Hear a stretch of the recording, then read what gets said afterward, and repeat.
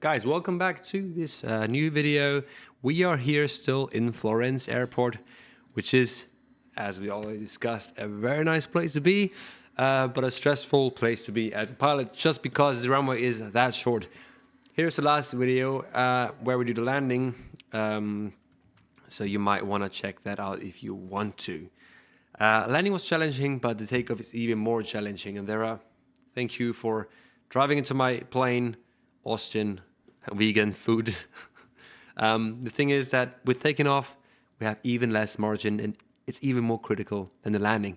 And the nice thing is that I, as a first officer, I am allowed to do the takeoff. So we're going to move to the right side and perform the takeoff just like I do on a regular basis. Well, I've not been here for, I think, quite some months, but I have been here a couple of times. And to prove it to you, here are some pictures. This is Florence Airport, ladies and gentlemen. You got beautiful views as a pilot and a photographer. I'm a photographer as well. This is something you don't see every day. I open the window. This is right after the landing. I open my window, or actually this is before takeoff. I open the window. I'm shooting some pictures of those beautiful, beautiful aircraft. As I said, the biggest aircraft that are coming in is an A320neo and an A319 CEO. And this is a nice aircraft, the Embraer 195 E2, which also able, of course, to fly in here as it has much more engine power than our aircraft has. And this is us actually in Florence. I think it is prior to takeoff or something. So pretty cool stuff. And here's some more photos of Florence Airport. This is the aircraft actually, I think, on the same stand as we are here now. And again, the aircrafts here are mostly Embraers and smaller Airbus and Airbus A320neo.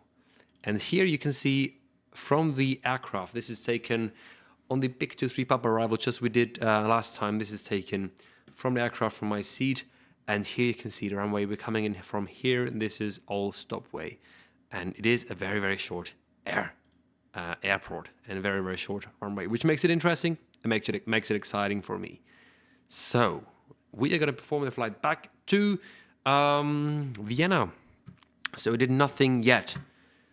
So we're going to perform the flow that we do at every turnaround. I'm going to reset the clock and also do this. Check if the trim stops. Trim. It does stop at one number that is way too much, but it does stop actually. So HSI, that's what I like. And also here on the captain side, I think all he has to do is this and then test some trims right here, but we're gonna not do that as I'm not a captain and I don't wanna get into his way, you know. So I already did the sim brief. We're gonna go to PDF view, but generally speaking, very short flight, a 1 hour flight time, 30,000 feet is altitude. The block fuel is 4.1 tons. We're not going to do much more than that because we're pretty full today. We got 110 passengers, so we aren't going to be flying at minimum block fuel, ladies and gentlemen. And for that, you have to have this big of balls to fly with minimum block fuel. No, I'm just joking. Minimum block fuel is just fine because you have enough fuel to arrive at your airport, to then make a go-around, fly to your alternate airport, and then you have enough time to circle around for 30 minutes before you run out of fuel. And if the weather suddenly changes, we get big lighting and big weather systems in Vienna. We can even say, okay, let's go to Graz, fill up the plane with more fuel because it's not enough for our flight to Vienna, and then go to Vienna. This is possible as well. So we still have a lot of margin. Minimum block fuel is not like you land with 0 kilograms in Vienna. You have still some margin. So we're going with minimum block because I already know with those wind conditions today, we have to be lucky to put all the passengers in the aircraft and then fly to Vienna. It's a very tight scenario today. So PDF view, this is the route. This is the PDF general, the OFP. This is just the way it looks for our real aircraft and for our airline. We've got 110 passengers fully booked, as I already said in the last video when we did landing. 110 is the cap. I've been going inbound to Vienna in summer in Florence. So we're going to be doing the FMS right here. And I'm going to go to route. I will usually do a data link, uplink, but this is not possible on this simulator. So we're going to go to Lima Oscar Whiskey Whiskey.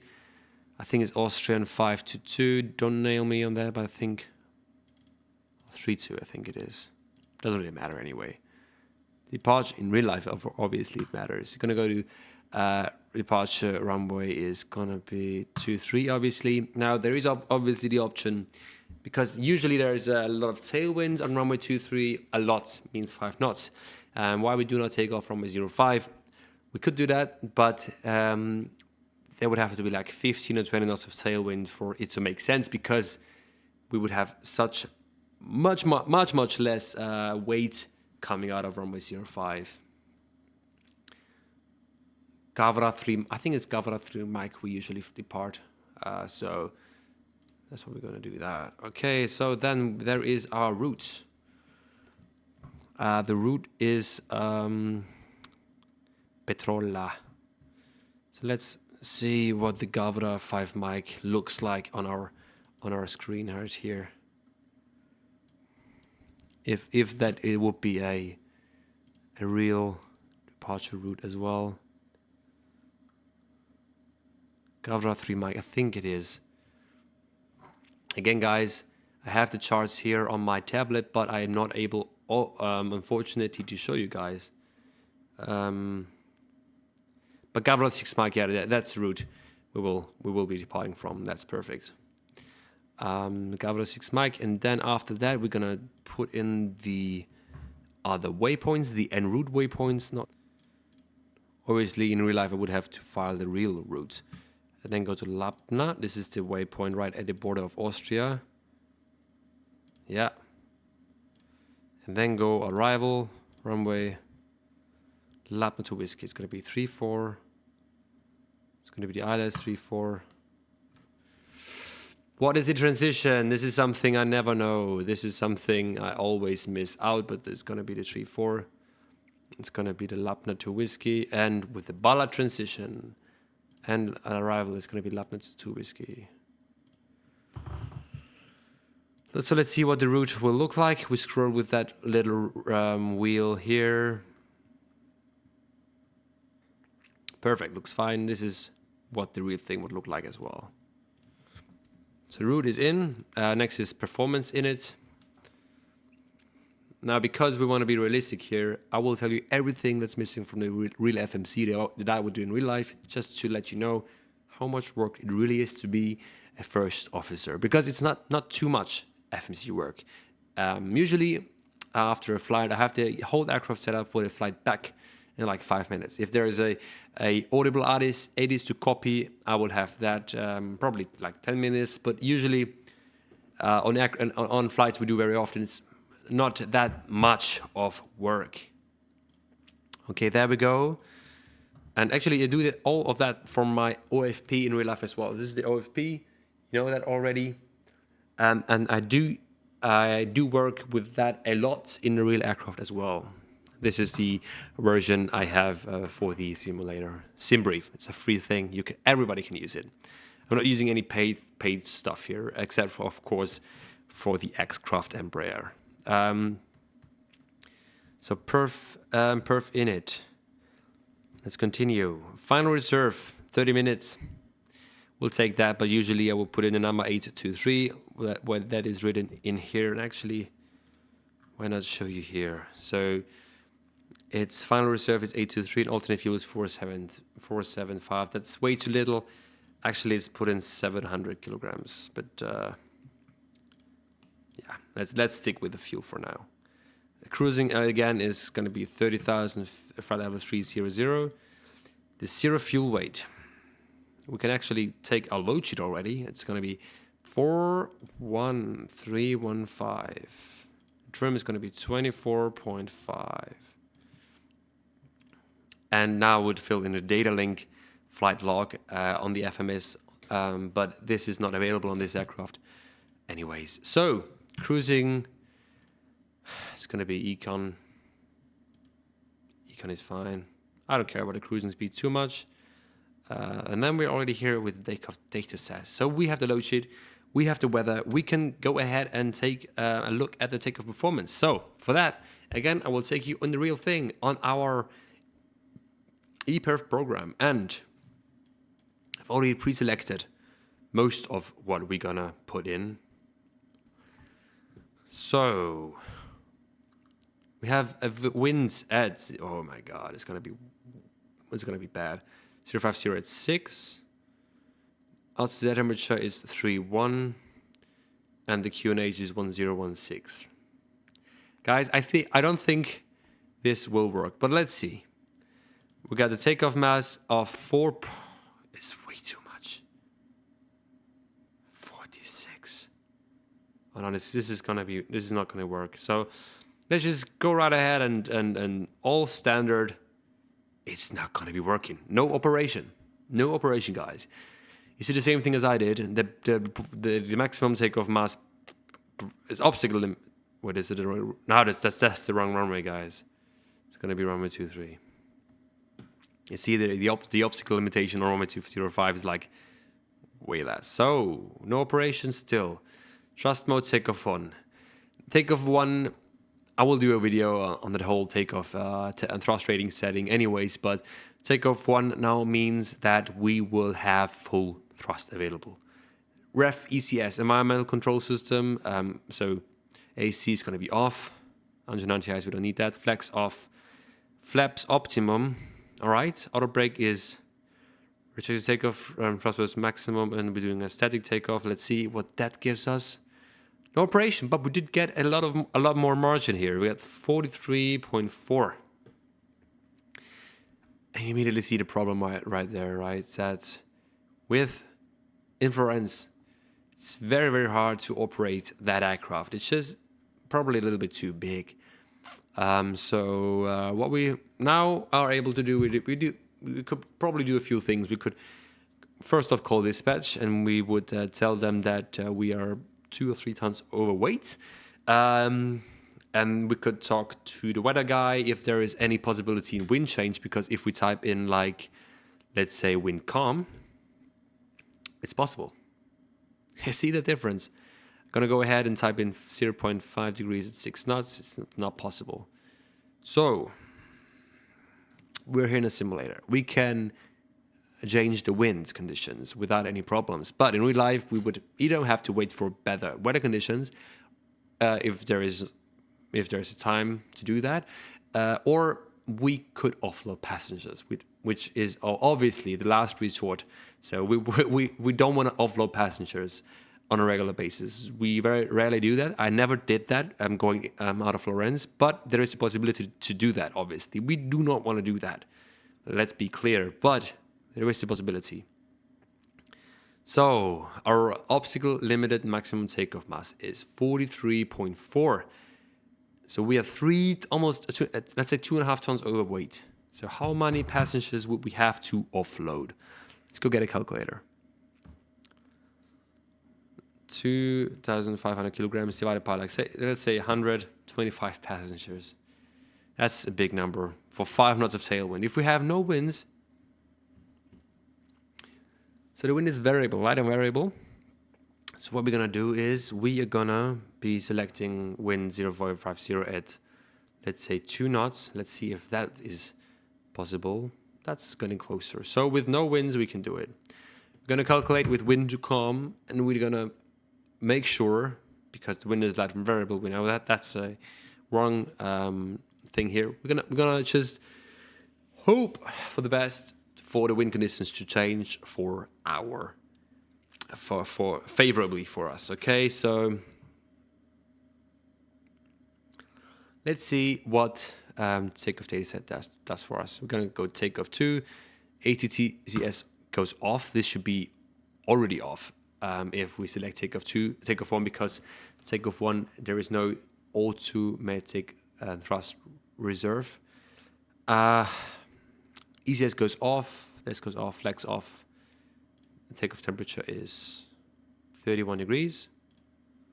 Enter. 91.4.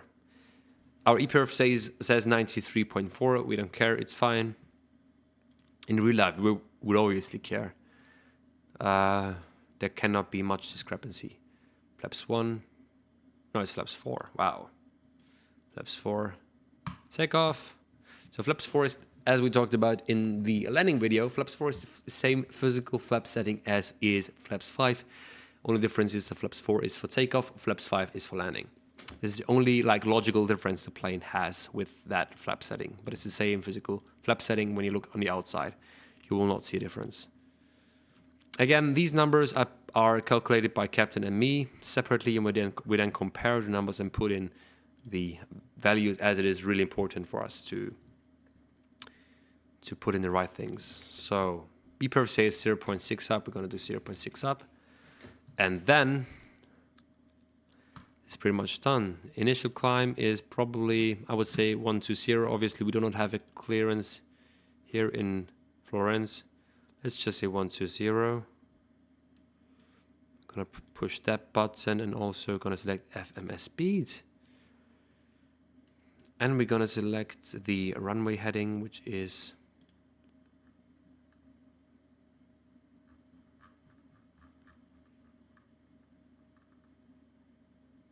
runway heading, which is runway heading. Let's just say 23. Is it 226? I guess so. Again, the chart, just look it up. I'm not allowed to show you guys, I'm sorry. So, I think boarding is completed. APU is already running, and we have fueled up. We can switch on the fasten seatbelt sign right here. Why do we use the fasten seatbelt sign only when we fueled up? The reason for that is that when we are not fueled up yet, we still have to. We would have to fuel the aircraft with passengers, and the passengers have to be very ready to evacuate in case of something going wrong. Okay, so we are ready. Let's close everything up and actually get out of here while the wind is good. There we go. Order the pushback. Ground to cockpit. Tow is driving up. Thank you, cockpit air grounds. Ground to cockpit. Please show me where you want to go.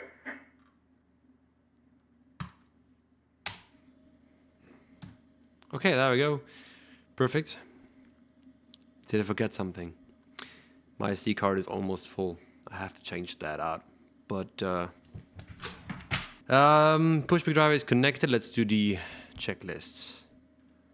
Before start, passenger sign panel set, pressurization panel set, flight instruments cross-checked, oxygen mask checked, thrust levers idle. Fuel quantity checked, so here minimum block. MCDU set, trim panel 0.6 up, set 00. Doors and windows closed, external right thread beacon switch is on. Forgot to do the flow. And emergency parking brake released. Starting pushback. And you may start engine. Starting engine 1, then 2 in sequence. That's gonna be doing the captain again. Starting engine 1. We're closely monitoring. We both are closely monitoring the startup. Why is it not starting? There we go. Fuel flow at 20 and 2.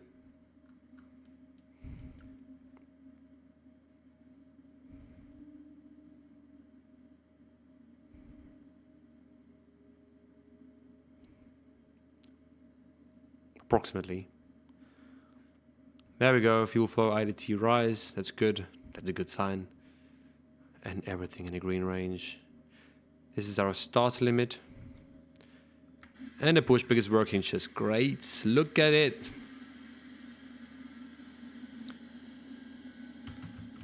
Beautiful aircraft.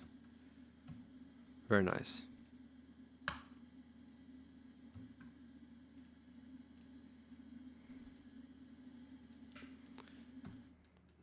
Normal start, starting engine 2. It's really that easy. Set parking brake. Parking brake set, you may disconnect. Disconnecting tow. Stand by.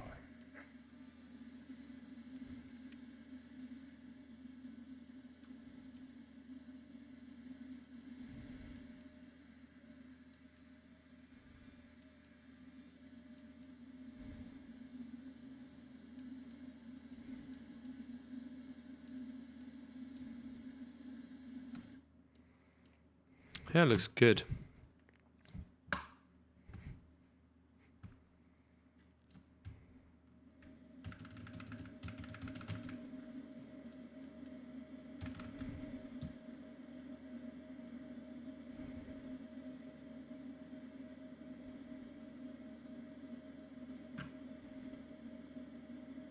And obviously something else. So it's disconnected and bike captain has been removed. Hand signal on the left. We'll see you next time and have a safe flight. Buongiornata. Arrivederci. Ciao. I'm fluent in Italian. Fluent. Almost. Okay. Pushback driver is gone. APU off. Flaps 1. It's going to be the captain's command. Flight control check. Clear signal received.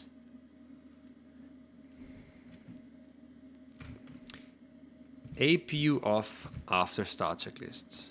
After start, gun equipment removed. Sled flap, 1 set. Flight controls checked. After start check is completed, request taxi. Taxi and backtrack runway 05. Parking brake off, taxi lights on. We are going home, and also, yeah, wind conditions are variable, but I know that they will be a slight of a headwind. I hope, at least. Taxi will be performed by the commander, so we're gonna go ahead and select this view again. As soon as we enter a runway, we will switch on the strobe light because, for safety and visibility reasons, there we go. We are in luck. There is no traffic arriving. Otherwise, we would have to wait again for minutes.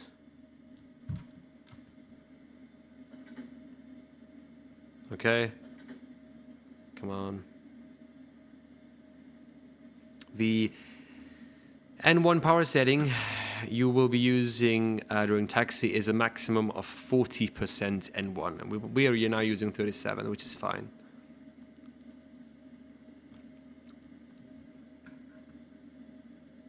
Oh, actually, let's see. I did a mistake. And I already noticed it. That's good. Let's do the takeoff. Yeah, takeoff, no flaps. No takeoff, flap. Yeah, we should select flaps 4. Select flaps 4. This is a mistake that happens. We have checklists and a takeoff warning for that, which is good. And we are so used to taking off with flaps 1 that these are the things you forget sometimes. But for that we have multiple checklists and the takeoff configuration warning, which is then good. Okay, take flaps 4 selected. Perfect.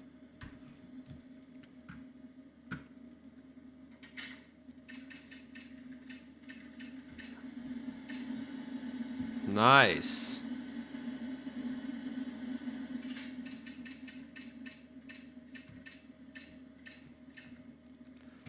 Beep, beep. Okay, cabin is secured. Thank you. Bye-bye. We are clear takeoff. Wind is calm. Clear takeoff runway 23. Takeoff, okay. Before takeoff checklists. Before takeoff, brake temperature checked. Should be in the green range. ICAS checked. Transponder TARA. Takeoff configuration checked. Before takeoff checklist completed. We are ready to go.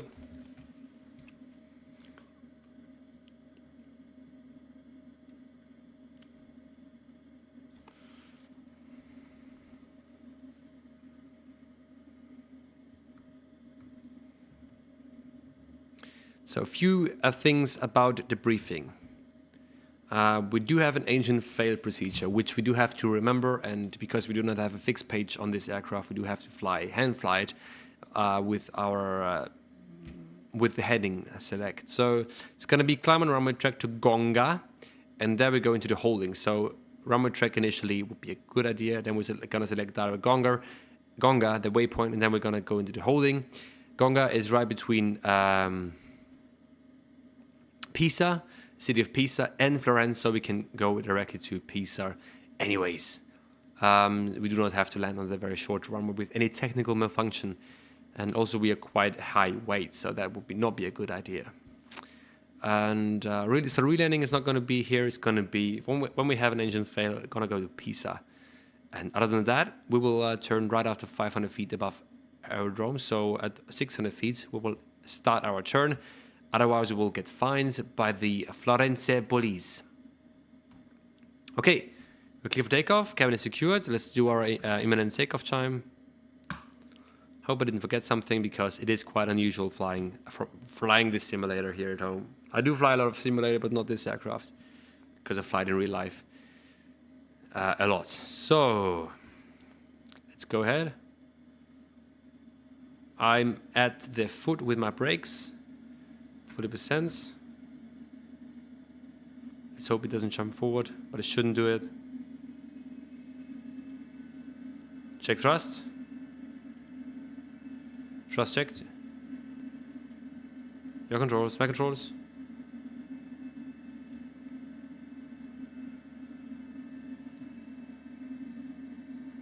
Why is it not working? The auto throttle. Okay.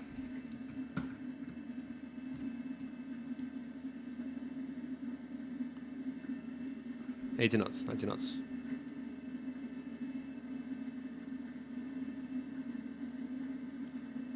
V1 rotate. V2. Positive rate, gear up.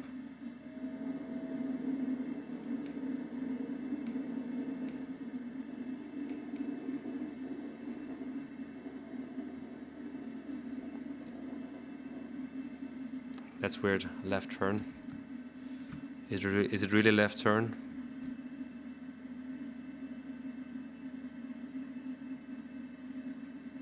The way this LNAV is behaving is quite weird. V-flight level change. Okay, auto throttle does work now, which is good. And we have already reduced our takeoff power to climb power. It flies quite nicely on the controls. Doesn't feel too bad. Autopilot.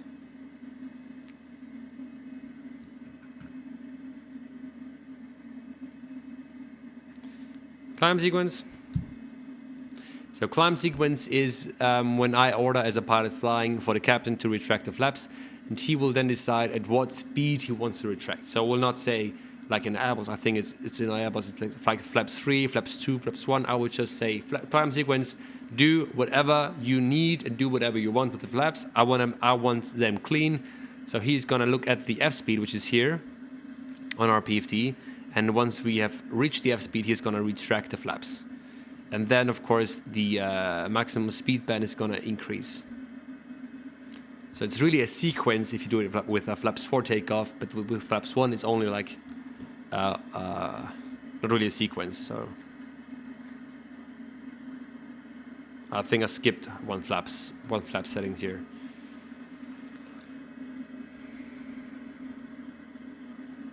Okay, there we are. And again, going from flaps 0, from flaps 1 to flaps 0 is a big time-consuming effort.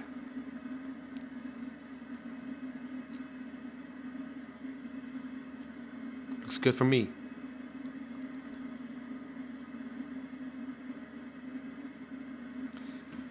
Fuel calculation does not look too good. We got 0 kilograms of fuel. It's going to be interesting. Maybe the way that the aircraft's fuel burn behaves is not like the way Embraer thinks about it. So, but let's see. There may also be the case that it will take the actual fuel flow right here instead of what the fuel flow will be once we are in cruising altitude. So, flap 0, after takeoff checklist completed. Also, this ICAS will be decluttered once flaps and gear is retracted, or when I set auto brake, it will be cluttered again. Or I can select just full ICAS right here to see all of the good information. I like the way that the screens pop out. This is really good. This is way better than in the Tolis. But the way Elnov behaved right in the beginning was very discomforting, I have to say, the least.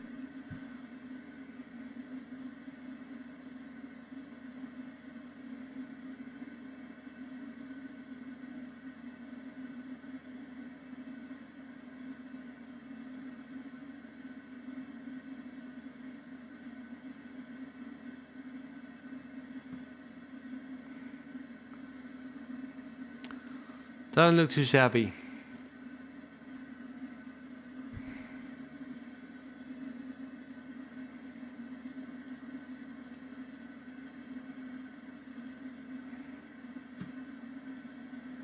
Okay, so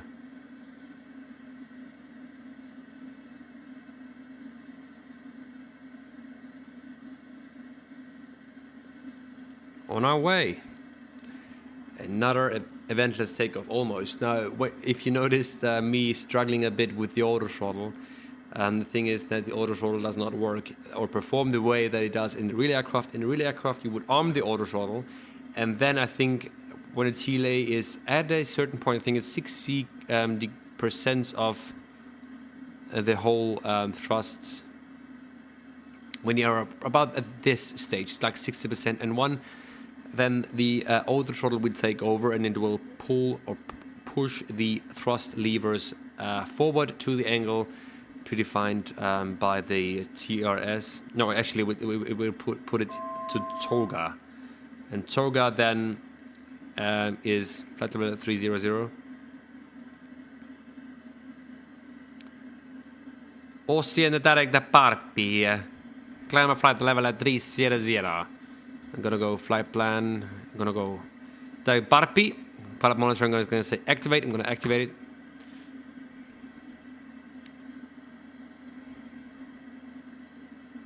Okay, we're good to go. We still have no fuel left and landing, but I think this is a calculation mistake. I think we are probably good, but right on the minimum, obviously.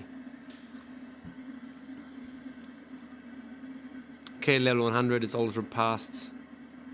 We're gonna release the cabin crew as there is no turbulence anticipated. And set standard. Standard check, cross checked, passing level 131 now. Checked. Okay, guys. This is the takeoff. And I will see you during the descents, prepping for our landing.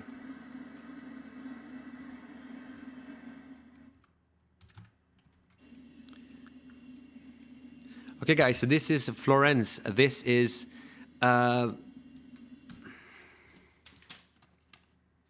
okay, guys, so this is Florence.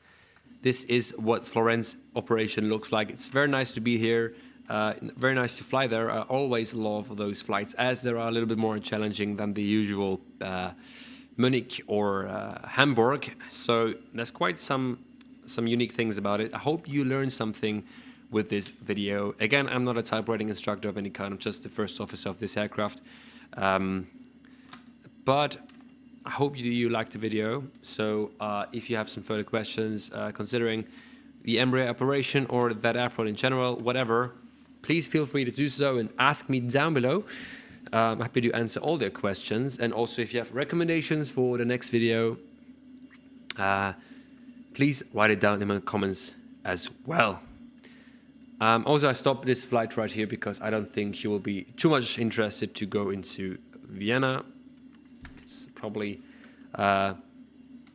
not that exciting for you. But if you want to have full simulator flights here on this channel, please, again, write it down in the comments below and just tell me a route and I will fly it for you guys. But this is Florence. I hope you liked it, and see you in the next one. Arrivederci.